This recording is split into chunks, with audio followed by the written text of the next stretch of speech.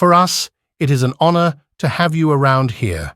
Our wish is that the secrets of the sages of ancient India, taught by the renowned yogi Sadhguru, be a powerful tool of self-transformation in your inner journey. Get to know our yoga course by clicking on the link that is in the description of this video and learn more.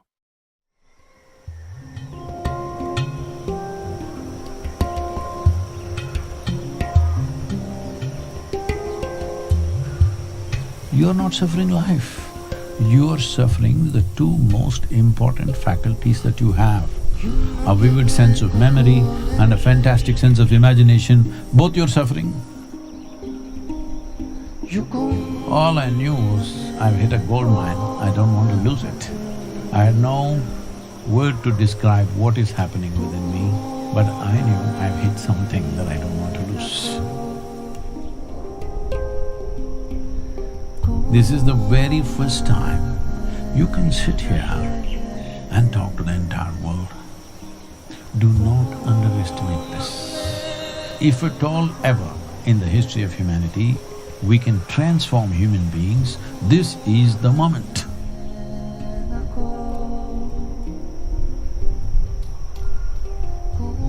This is our time on the planet. What we make out of this damn world is ours, whatever we make out of it. We should make something that if we look back and see, at least in our minds and our hearts, it must look good, isn't it, what we have done?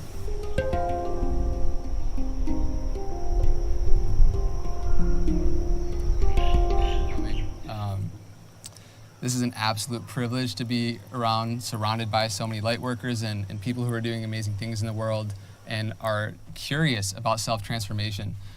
Sadhguru is a yogi, he's a mystic, he's a visionary, he's a New York Times best-selling author running one of the largest non-profit volunteer-ran based organizations in the world.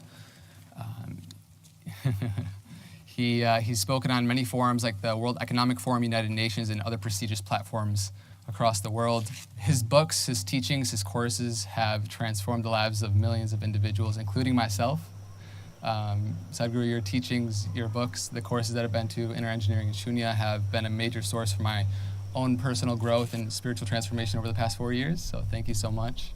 Without further ado, I just want to say thank you all. Within 72 hours, we were able to pull off this gathering of incredible influencers, incredible power players, people who are really on the path, and it's truly a privilege to have Sadhguru here with us today, so thank you so much. Namaskaram.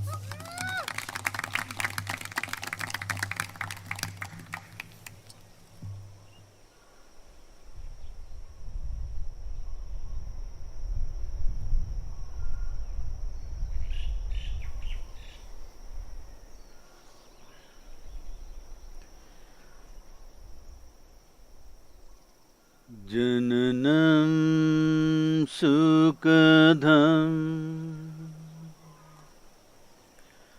maranam karunam milanam maduram smaranam karunam कालवशादिह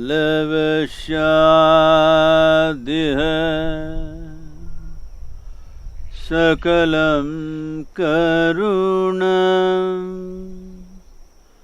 समयाधिपते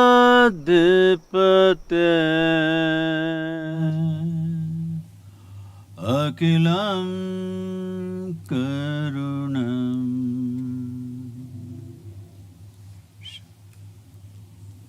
Namaskaram, good morning everyone. Hello, I said good morning. Good morning. Hello. Good morning. I thought you're not on talking terms with me already. Yeah, so many of the people here are familiar with your work, and if we could start with you describing, you had an experience at the age of 25 years old which completely transformed you. And you said that within this experience, within 6 weeks, lifetimes of memory flooded your very being. And if you could just elaborate and if you could explain further what that experience was like in the weeks to come. Say, I see that in almost every place you go, particularly in spiritual spaces,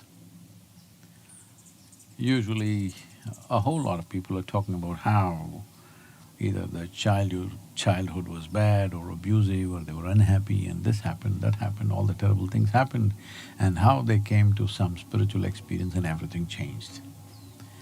Well, I was not a spiritual seeker by any standards. I had no any kind of connection with India being what it is, its tradition or religion. I grew up irreligious totally. Probably between 11 and 17, a strong atheist. Then started a business because I rode motorcycles across India, crisscrossed India a few times, and I got stopped at the borders. And I was 19, almost 20, and I did not know what's a passport. I've been riding since I was 11, 12. 18th birthday, within a month I went and got my driving license. I thought that's my passport to the world. I'm saying in today's world, a 5-year-old child would know what is a passport, what is nations, what is borders, what is rules, everything. I didn't know nothing at 20. All I thought was my motorcycle can take me across the world. So when they stopped me and I realized I need documents and money to go somewhere, so I went and started a business of my own. Well, it became successful, then I started one more and one more, half a dozen different things. So, when everything that you're doing is successful, you slowly… it so happens that the planet is not really going around the sun, it's going around you. So everybody's clapping their hands, you're doing great and this is fantastic, that's fantastic. So, I'm a young man, super cocky and doing good for myself. So slowly, this round the world riding that I wanted to do started receding as you became more and more successful, and you also get more and more entangled, so many things. Half a dozen businesses to run, so morning to night something is happening all the time. Then one afternoon, I think all of you know about this, why is he making me say this? There was a tradition in India, in Mysore, that's a town where I come from. You know Mysore? You heard of Mysore? No? Mysuru, now it is. So, the thing was, for the youth in Mysore, if we want to test our motorcycles, we rode up Chamandi Hill. It's a small hill inside the town. If we want to party, we go up Chamandi Hill. If we fall in love, we go up Chamandi Hill. If you fall out, you have to go up Chamandi Hill. If you have nothing to do, you end up Chamandi Hill. So one afternoon between business meetings, about a 2-hour space I had. So not knowing what to do, I just rode up Chamandi Hill. I parked my motorcycle, went and sat up on a rock that the hill was very familiar to me. I've camped there, I've spent days there trekking and right from my childhood. So I know the place very well, one of those big rocks, I went and sat on it. Till then, I thought, this is me, and that is somebody. I have no issue with that somebody, but that's somebody. This is me. And for suddenly, in a few minutes, I did not know which is me and which is not me. It was all over the place. What was me was just everywhere. And I thought this lasted for about 5–10 minutes, maybe 15 minutes. But when I came out of it, about 4.5 hours had passed. For the first time in my adult life, tears, me and tears were impossible, I lived like that. But tears to a point my shirt is all wet, every cell in my body is dripping ecstasy. I've been peaceful and happy, that was not an issue. You're young, you're successful, everybody's clapping their hands about you, so what's the problem?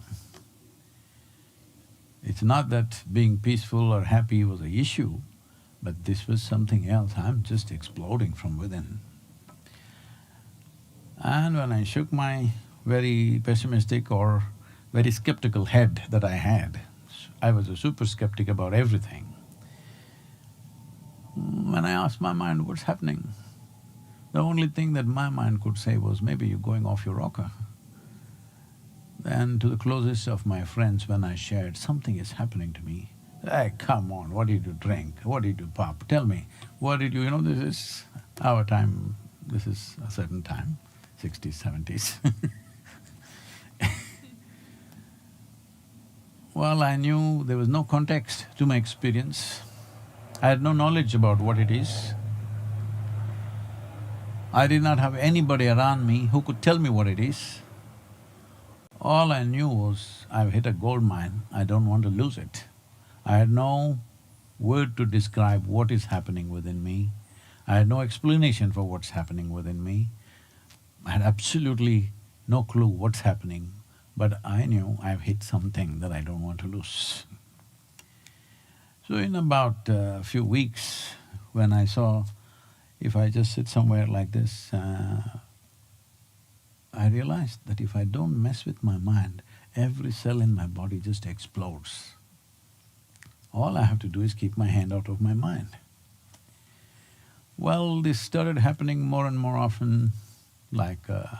the second time it happened within about 3-4 days. I went and sat at the dinner table at my home, and I thought it's just 2 minutes. 7 hours have passed by, I'm sitting right there. I have no sense of time. Like that means boom, it's just gone, days. Once it happened, I was in my farm, I went and sat there. And I thought I sat there for about 25 minutes. When I opened my eyes, a huge crowd had gathered. India being what it is, there were garlands around my neck, everybody's trying to pull my feet. Somebody wants to know about his business, somebody wants to know when his daughter will get married, somebody wants to know where the borewell he should put for water. I said, where the hell did you all come from? Because I just closed my eyes and I opened my eyes and all these people are here.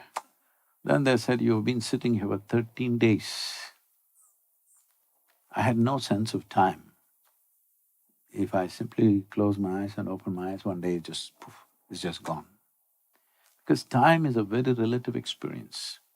Have you noticed in your own lives, on a certain day, you're very happy. 24 hours, just gone, isn't it? Another day you're a little depressed. 24 hours feels like a eon. Human experience of time is very relative. Not everybody experiences 1 hour as 1 hour, 24 hours as 24 hours, or 100 years as 100 years. If you're very, very joyful, time, poof, is just gone like that. So as this started happening, because he's already mentioned it, memory just flooded, all kinds of images, all kinds of people, all kinds of situations, which I have never touched in my life till then. Then the skeptic that I am, I started traveling once again, because clearly geographical locations and people and details were there, so I traveled to all those places across India. I wanted to travel to some parts of Africa, which I never made. But after some time it was clear that what I'm seeing in my mind was clearer than daylight. It was just absolutely clear. Since then, what's happened within me, I can never put it into words. Even what's happened around me is too fairy tale-ish for anybody to believe, because I wouldn't believe such things. I'm made like this, I don't believe anything that I do not know firsthand. Maybe it's true, but I will never believe anything that anybody says. It doesn't matter, a prophet comes down or God comes down, I will not believe it. I'm listening respectfully. It has to happen to me. This is the kind of hard nut I've always been. And things opened up in ways that are simply unimaginable. And that day when I went up that little hill, I went up as a really smart young man, successful, hugely appreciated by everybody around, half the town knows me, like that. But I came down like a bloody fool because I didn't know a damn thing after that. So since then I've been sharing my ignorance and people are happy with it. I think that's a beautiful segue into, you speak about bursting with bliss and ecstasy within yourself, and you also talk about how fear, anger, stress, anxiety, these are poisons that we drink and expect the other person to die, right? Wrong way to shoot them, thanks. And the issue is, right, we're so close to our own BS, we're so close to the issue that it's tough for us to gain clarity about… No. You must remove the B. Human beings don't do BS, they do just S.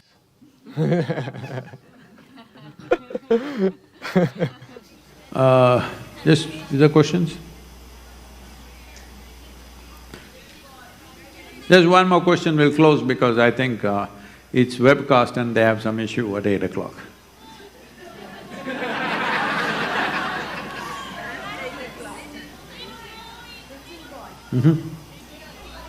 Namaskaram Sadhguru. Here's another question from someone online, specifically asking about enlightenment.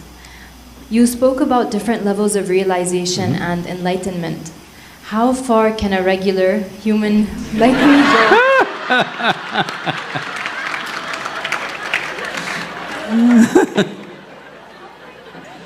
Is there an individual limit for each of us as to how much we can grow in this lifetime? And why aren't we naturally born enlightened?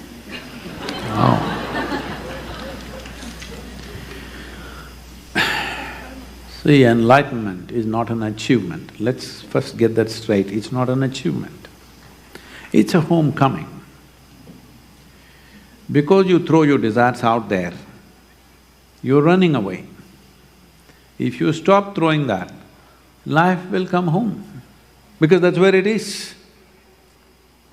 It's not about getting somewhere, it is about losing the need to get somewhere. You don't have any need to go anywhere, to become anything, you just sit here, everything is fine. But at the same time, you're involved and dynamic. You're not lazy, you're not arriving at a philosophy because you're lethargic. No, you're full of life, but you have no personal need to go anywhere. If you have to go to Timbuktu, you will go there. If you have to go to another planet, you will go there if there is something to do. But you have no personal need to go anywhere. Why this need has come is, as I told you in the very beginning, another regular person asked this question.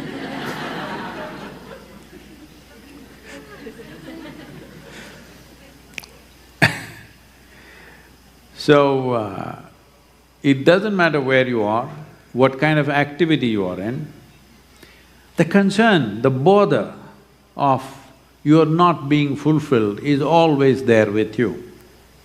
You found a new job, like that. You got married, full of dancing, 3 days later, not necessary, I'm not trying to make everything negative. Everything is like this. You got there and you thought this is it, and then after some time you find still there are concerns of being fulfilled. Always people keep telling you the next thing will fulfill you, the next thing will fulfill you, it goes on. But once you've thrown this, these things come looking for you. Once you've thrown out one desire, they understand this guy is in the trap. They keep throwing so many things from all over. You can call it the marketing mechanism in the world, your parents, your friends, your wife, your husband, your children, all kinds of people keep drawing into more and more things. Well, it's very important for the market economy, you should do more and more, buy more and more, take more and more loans. The interest rate has gone down, you can take more loans.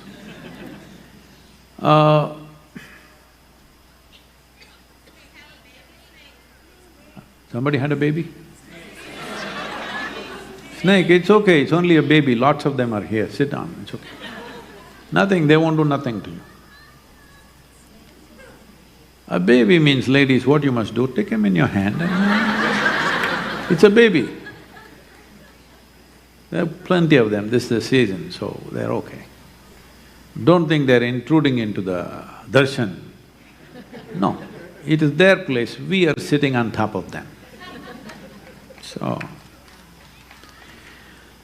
So once you throw out one stone, they come looking for you. This happened, that two schoolboys went camping and then they found… they were not very well equipped and they found mosquitoes and mosquitoes biting. They tried to cover themselves and sleep, but mosquitoes kept biting them here, there, everywhere, you know how mosquitoes are? You cover your feet, they'll bite your cheek, if you cover your cheeks, they bite your feet. You had that experience. So, they were struggling. And then after some time, unable to manage this, they opened their eyes and looked around. Then they saw some fireflies. Then one guy said, we better give up. Now they've come with torches looking for us. This is how it is, this is called credit rating. Once you do one thing, they will try to spike you from every side.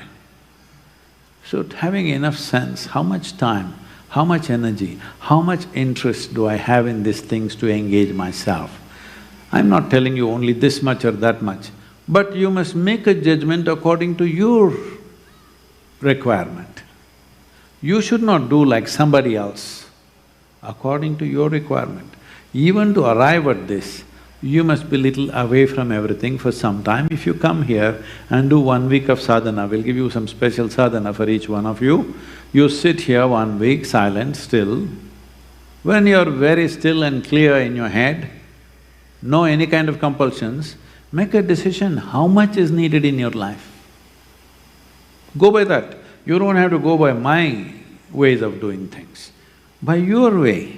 Right now you're not going your way. You're just being driven just by anybody and everybody. Commercial agencies are driving you. That's not fair. Hello? Commercial agencies are deciding what you should do, what you should not do, how much loan you should take, all this. No, you decide how much is needed for you. Don't be in competition with somebody, because that's not the way life works. Life is about consciousness, not about concerns, not about competition, not about coercing yourself or somebody else to do something. Life is about being conscious. Only if you're conscious, we can label you, the regular lady, as a human being. Otherwise, you are a human creature, driven by compulsions. So, wonderful to have all of you here, but there was also that part of that question, what is enlightenment, how, whatever. Let me read a little poem for you. This is called Salt Doll. You might have read this before, probably. Salt Doll. In search of truth, did I go back and forth, wandered through mountains, bathed in rivers sacred with the pious. Whichever way the blind pointed, with hope and zest me travelled. Every which way I smelled the scent, but round and round is all I went. Wasted lives to know the one who is not, but the feverish pitch of seeking would cease not. What does it take to fathom the ocean? Even fish or whale is clueless of the ocean. It is only the salt that can be ocean. A salt doll I became, just a plunge made me the ocean.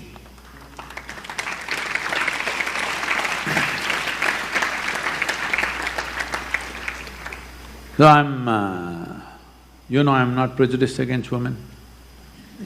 You know that or no? Yes. If you know that only I will speak, otherwise I'll… Yes. In this process, in the very beginning we were talking about how even a fetus anchors you in such a way that you are helplessly… It's not a choice anymore. So in that process, a woman is a lot more anchored to her physicality than a man. Because without that, probably our mothers would have thrown us out of the window. Only because of that anchor, that no matter what we did, it carried on. You were quite terrible, huh? But still she did all that because she was also helpless. Connected, beyond conscious wish, connected. So, that is fine, that is the structure of life. But you shouldn't get into that pattern, you must know when to work yourself out of that, particularly women. Because you can go on endlessly with the same concerns to the last breath. This unfortunately is true with a large segment of women. Not that men are all enlightened something, I'm just saying there is a little biological factor which makes you like that, always little concerned about your body, always little concerned about your physiological framework. So you have to be little more unsadhana than men. Because biology takes little more tearing to release you. It won't release you so easily, it has a grip on you in a certain way. This is natural process, it's not your mistake. It's a natural process to see that the race perpetuates, the species perpetuates. I must tell you this because on this day it's important. When in 1996, November, December, that time, the time that Viji had fixed for herself is coming close. I'm trying to play the woman's role and tell her, you still have a child, 7-year-old, I'm okay, but the girl, she's only 7. Not yet 7 at that time, few months short of 7. You can postpone it. I will support you, some other time you can do it, not now, the girl is only 7. Then she said, it's way beyond her normal wisdom. She said, see, as a mother, everything that I can do, I have done for her as a little girl, as a child. But what I see is, now she's only 7, but I see the way she is, her intelligence, her way she's moving around with you. I know there is nothing more I can add.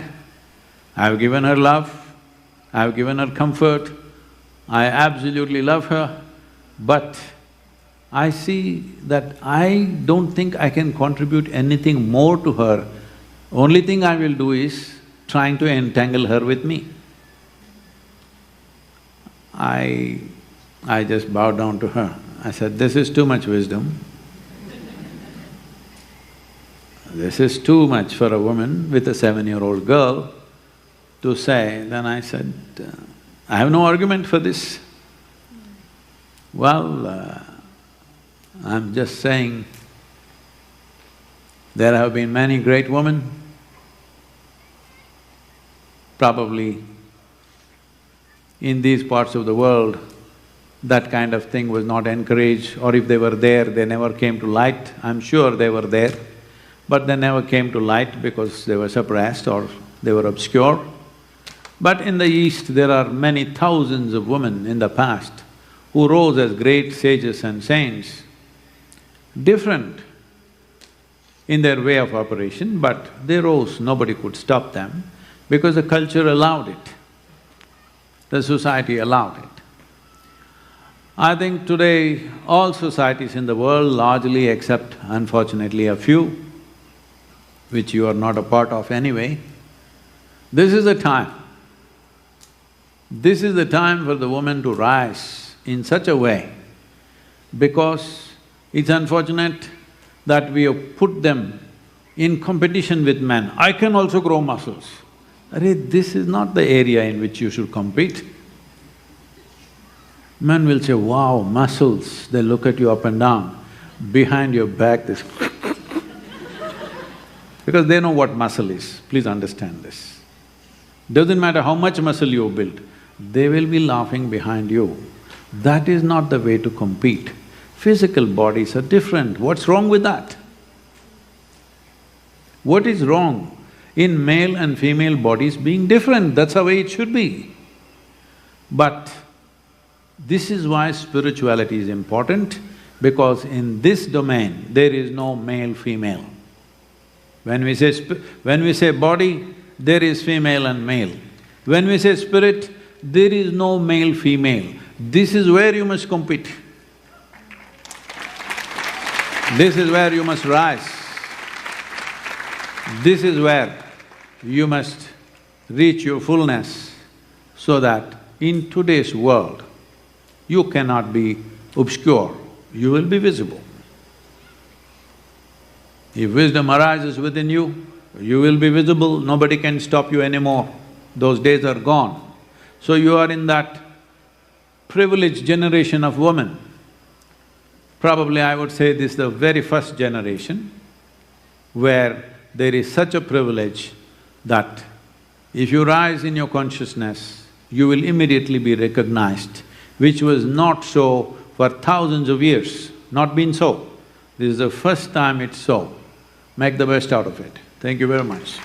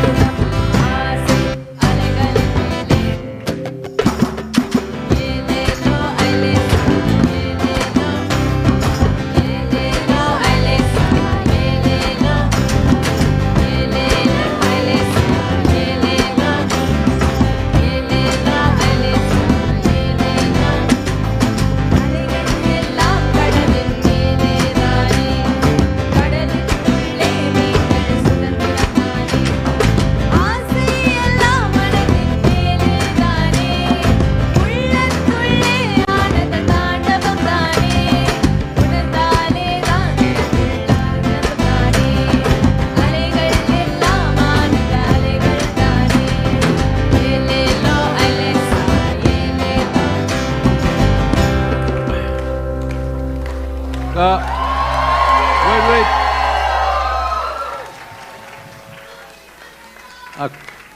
A conscious city, can you hear me? A conscious city as a spiritual possibility. I think its time is overdue. It needs to happen in the world. This is just a small beginning, and every one of you, in what ways you can participate. I don't believe in imposing anything on anybody, but if you think it's precious, if you think it's valuable for humanity, you do what you can, and each one of you, I think they can send you an email ID where you can write and say in what ways you will participate so that we know how to reach out to you, okay? It is according to your willingness, it can't be done by force.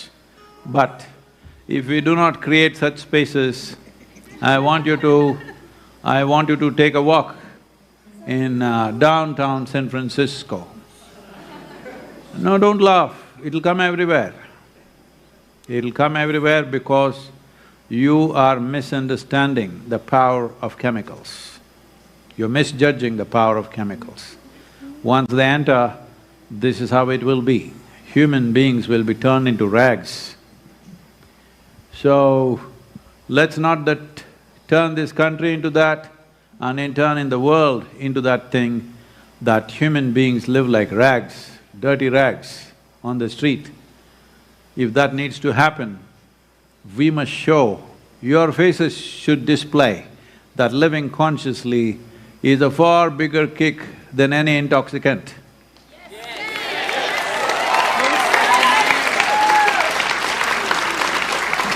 You must be my billboard. If people see you, they must ask, what are you on? That's how you should live. That is the basis of…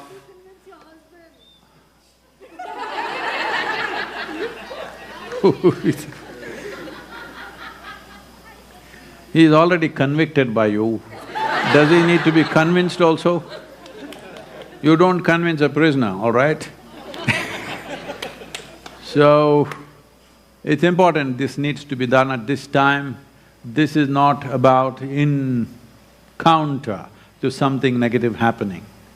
It's important that generation of people are absolutely for life, that we don't turn against life within ourselves by thinking something else is better than life. There is nothing else better than life. And life does not mean food, life does not mean physical pleasures, life does not mean this and that. Life means allowing this to flower, allowing this to overflow in exuberance. This must happen.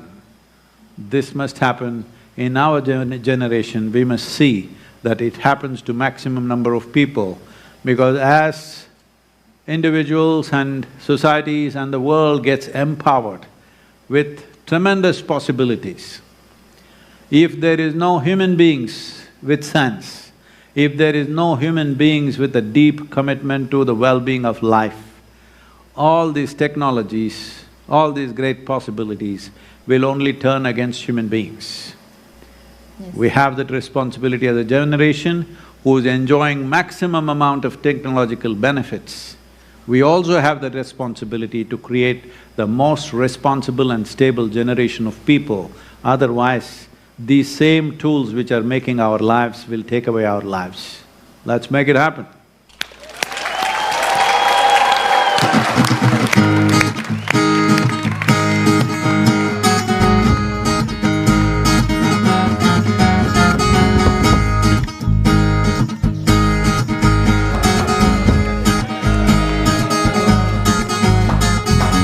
या घट भीतर बाग बगीचे, याही में सिर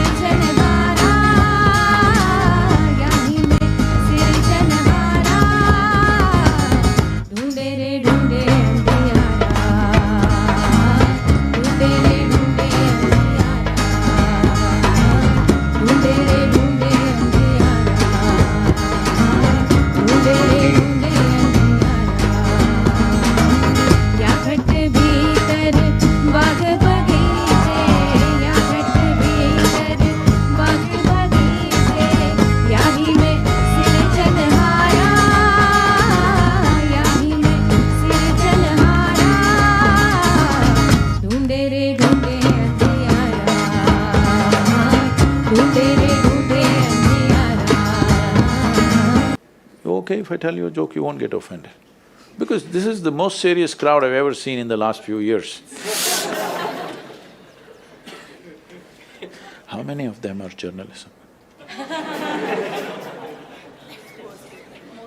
Most of them? Okay.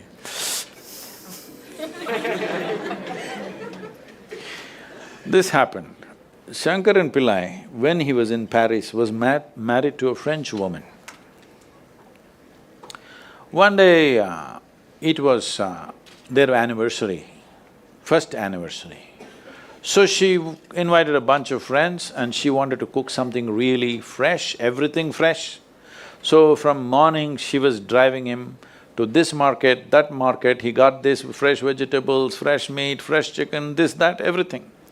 Then in the evening she said, because the French have this, snail appetizer, she said, go to the beach and get some snails, fresh. And I will make some appetizer for all the friends who are coming. So Shankaran Pillai went to the beach and he was picking up all the snails and putting it in a bucket. Then he met an old friend, an Indian guy. They hit it off and they were talking about their old times. He just forgot that he's married. You know, when you meet old friends, it happens. And both of them went to a bar and they had a few drinks and he just forgot. Then he realized, then the snails were just climbing out and one snail fell out of the bucket. He realized, oh my God, I'm supposed to take these snails, my wife, French wife, she's waiting. So he said, I need to go, and he went. By then it was already very late. He went, he knew it's not going to be pleasant. So he came near the house and spilled all the snails on the ground, threw away the bucket and went and knocked on the door. The French fury came. He turned back and said, come on you guys, we're almost there, come on, let's go.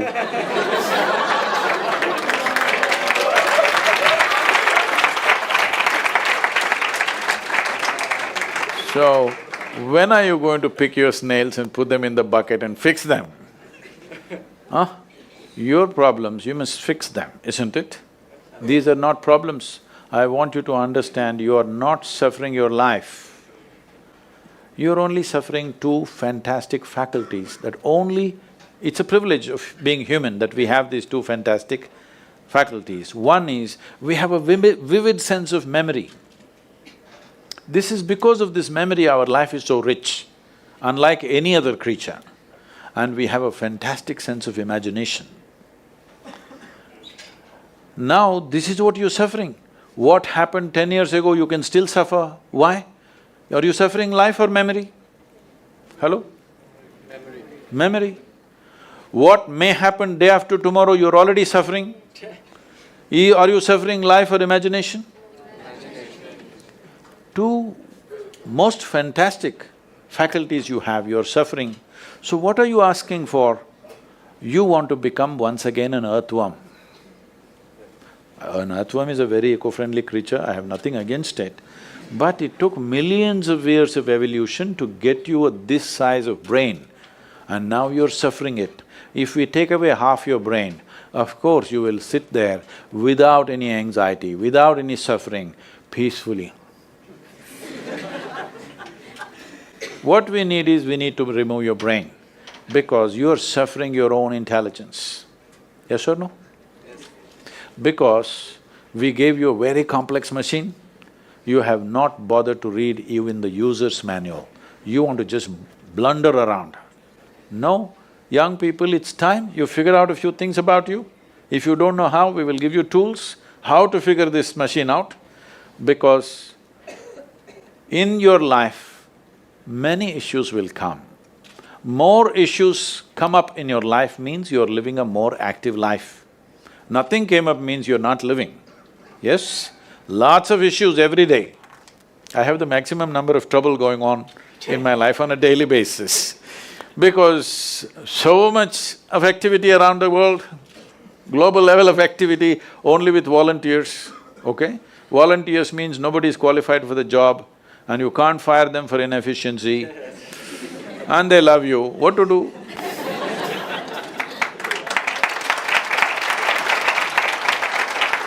This one thing you must fix, that is, in your life, you are not the issue, okay?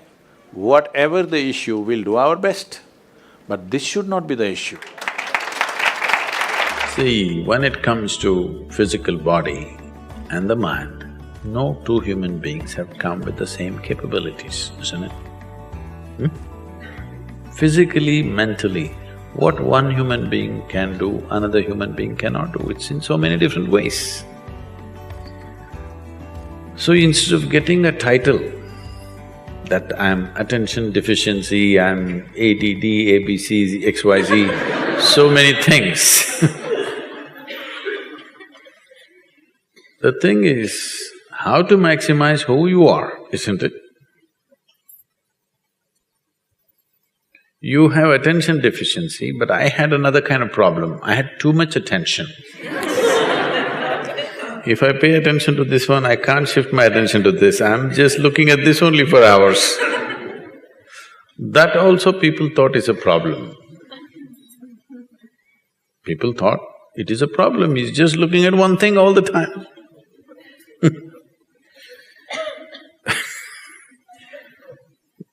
I remember this situation so well, it was so insane. You know, my father is academically excelled all his life, but unfortunately, he produces a son like me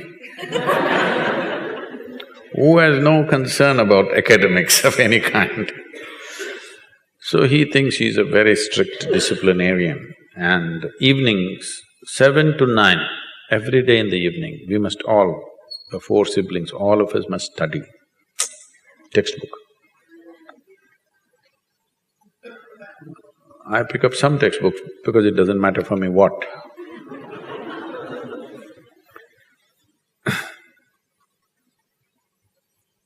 And I open somewhere.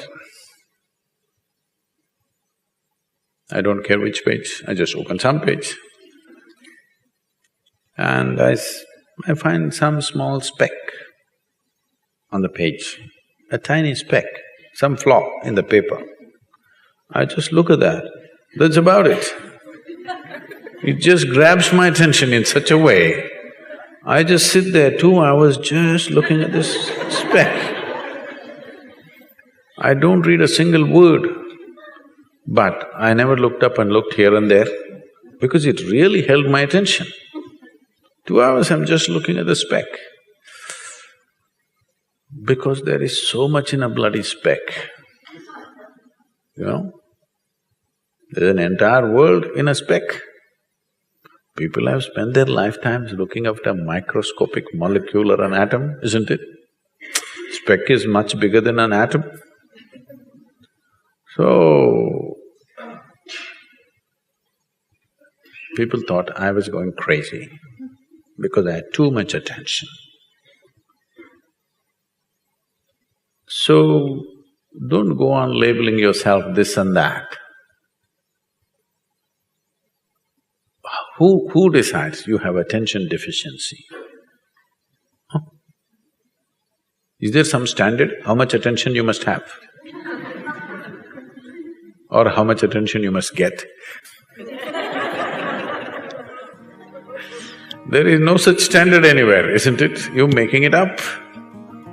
The problem is, right from childhood, children are labeled and they are supposed to carry this label for the rest of their life.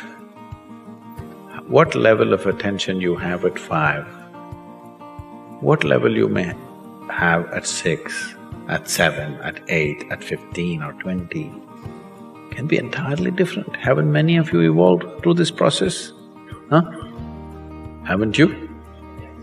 First day school you couldn't figure a damn thing, maybe later on you did well.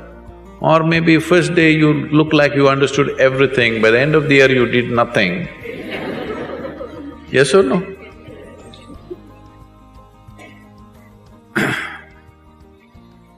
You're a young man, There are girls in the neighborhood. I'm a mechanical engineer, so… No, that's okay. I'm a mechanical engineer. Are there girls in the neighborhood, I asked? No, engineers generally tend to have neighborhoods which do not have a lot of girls, so…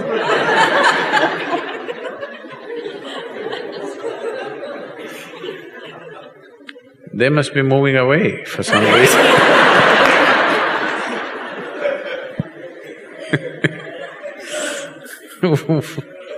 Where does this come from, mechanical engineer?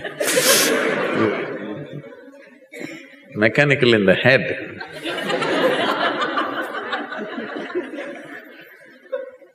So, you're at a certain age, now you get drawn to somebody, you don't have to concentrate, isn't it?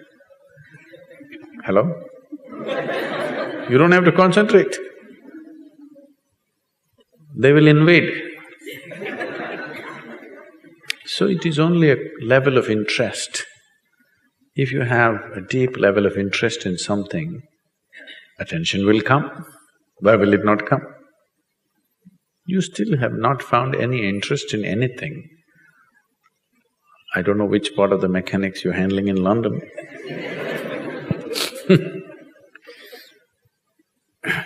I heard the clock is not working.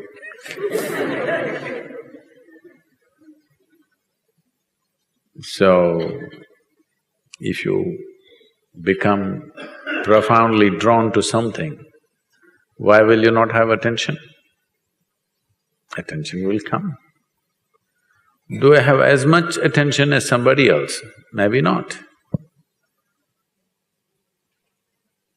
I never had any attention for what was happening in the classroom, but I didn't find that interesting. But my attention was in all kinds of things. Does it mean to say I have attention deficiency? No, I'm not interested in what they're putting up on the blackboard. That's all. So right now, unfortunately, all the girls have moved out of the neighborhood. So you have attention deficiency.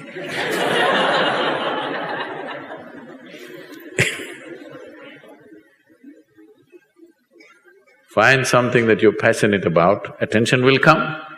Why will it not come?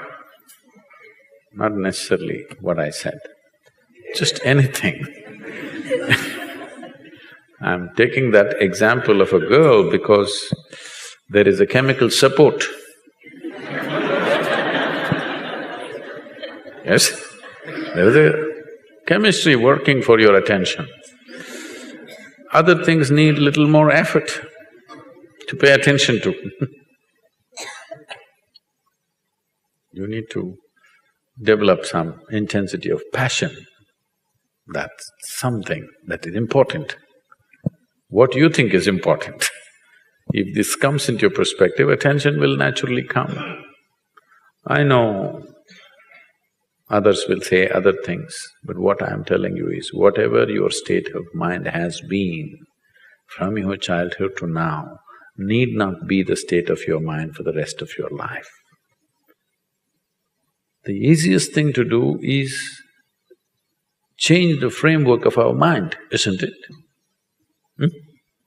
To change the framework of our body is very difficult.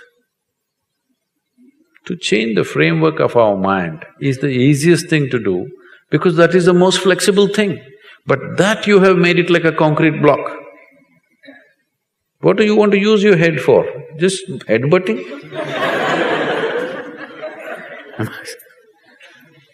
You must keep this as flexible as possible, isn't it? Hello? Yes. You have made this into a concrete block. What is the intention? That's why I think so many are… there's such passionate football fans. The only thing that you appreciate is this. That is also a good thing when it's done well, but head can be used for many more things. And you can do many more things only if you keep it completely fluid and flexible. Otherwise, a concrete block is useful only for certain things. So it doesn't matter what labels they put on you. If you wish, you can change the structure of your mind.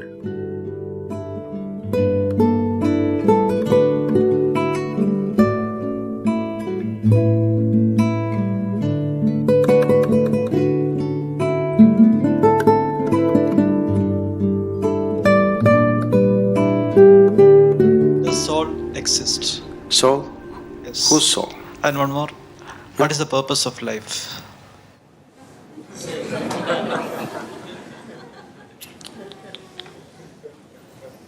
You're just asking very big questions without understanding the significance of the question. See, when you ask, does soul exist, you are not talking about an academic subject. You are asking, what is the nature of who I am? Or you are saying, I don't know a damn thing about myself, please tell me. Yes?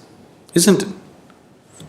You are asking this very easily because you have not been touched by the pain of ignorance, the pain of not knowing who you are. It has not torn you apart.